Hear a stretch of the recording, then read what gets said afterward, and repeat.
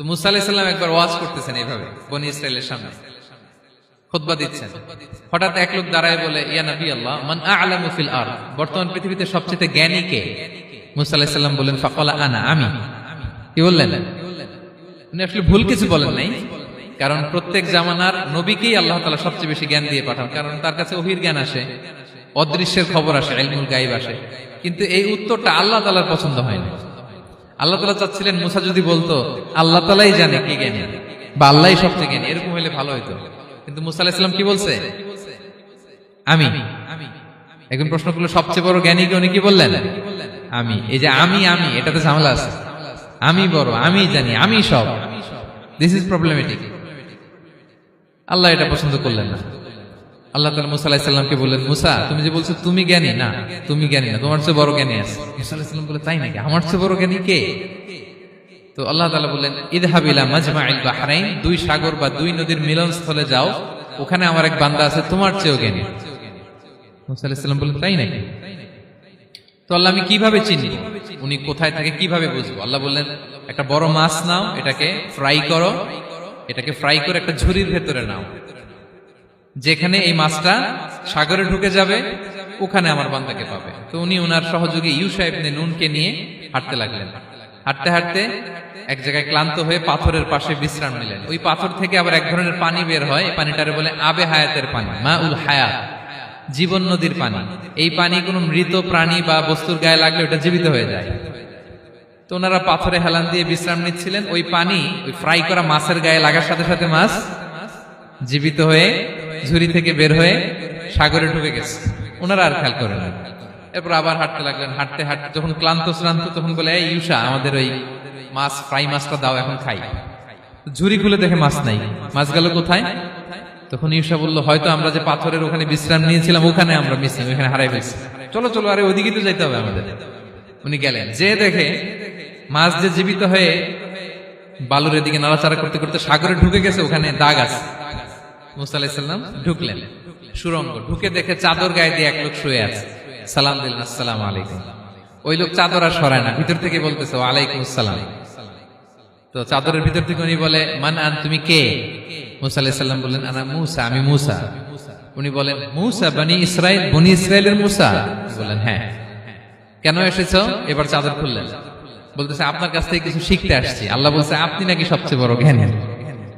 আমি ভুল করে বলে ফেলছিলাম আমি। আল্লাহ বলছেন যে আপনি নাকি জ্ঞানী। বলতেছে, না, তুমি আমার জ্ঞান নিতে পারবে না, ওই ধৈর্য শক্তি তোমার নাই।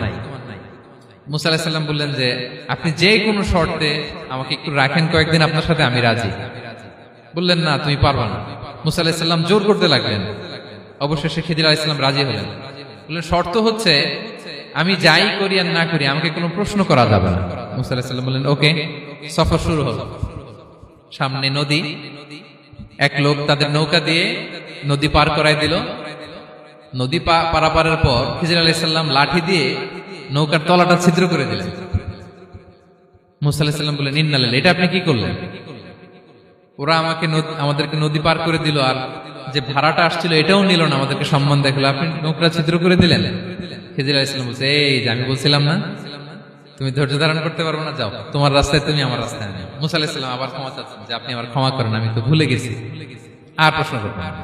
চলতে লাগলেন। হঠাৎ বাচ্চারা খেলতেছে, এক বাচ্চাকে ধরে হত্যা করলেন খিজির আলাইহিস সালাম। এবার তো মুসা আলাইহিস সালাম রেগে গেছে, আপনি করলেনটা কি? একটা নিষ্পাপ ফুলের মতো শিশুকে হত্যা করলেন। খিজির আলাইহিস সালাম বলে, এই যে আমি জানতাম যে তুমি ধৈর্য ধারণ করতে পারবে না, তোমার রাস্তা এক, আমার রাস্তা এক, যাও। এবার মুসা আলাইহিস সালাম করজোর করতেছে যে this is the last chance, একটা ফাইনাল চান্স দেন, একটা সুযোগ দেন, আর আমি প্রশ্ন করব না, এটাই লাস্ট। বলেন, ওকে, ঠিক আছে। হাঁটতে হাঁটতে এক ইহুদি বসতির সামনে যে হাজির।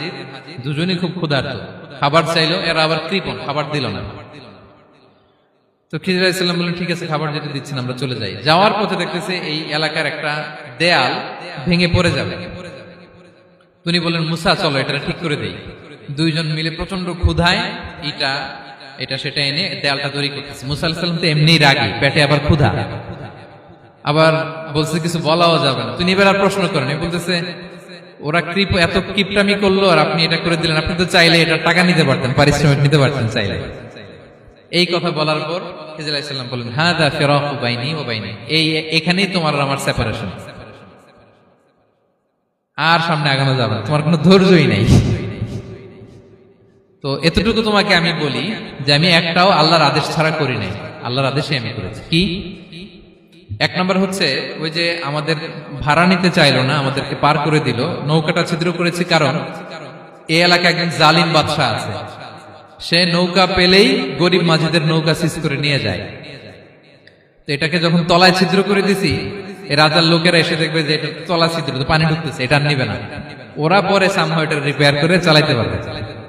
মুসা আলাইহিস সালাম বলে সুবহানাল্লাহ, তাই তো, এটা তো আমি বুঝতে পারি নাই। আর ওই ছোট শিশুটাকে হত্যা করছি, ও অনেক বড় জালিম হবে এলাকা, তার ফিতনায় এলাকাবাসী তটস্থ থাকবে, সে তার মা বাবাকেও জাহান্নামে নেবে। এজন্য আল্লাহ তাআলা আদেশ দিয়েছেন আমাকে, আল্লাহর আদেশে আমি তাকে হত্যা করেছি। মুসা আলাইহিস সালাম বললেন তাই তো, এটা তো অনেক ভালো কাজ করছেন। তাইলে তো বলতেছে তাহলে ওইটা বলেন, খাবারও দিল না, এত কৃপণ, এদের দেয়াল কেন ঠিক করতে গেলেন আপনি? তখন তিনি বললেন যে আসলে এটা একটা ইয়াতিমদের ঘর ছিল, দুইটা ইয়াতিম শিশু, তাদের বাবা মা খুব ভালো ছিল, আর এই দেয়ালের নিচে আছে গুপ্তধন, এই দেয়ালটা পড়ে যাবে, এই গুপ্তধন তারা ছোট মানুষ নিতে পারবে না, এলাকাবাসী তাদেরকে বঞ্চিত করে নিয়ে যাবে। আমি দেয়াল গড়ে দিলাম যাতে করে তারা যখন প্রাপ্তবয়স্ক হয় নিজেদের সম্পদ নিজেরা বুঝে নিতে পারে। সুবহানাল্লাহ বিহামদিহি। মুসা আলাইহিস সালাম বলে তাই তো, এগুলো তো আমি বুঝতে পারি নাই। তো এই ছিল খুব সংক্ষিপ্ত পরিসরে মুসা আলাইহিস সালাম খিজির আলাইহিস সালামের ঘটনা।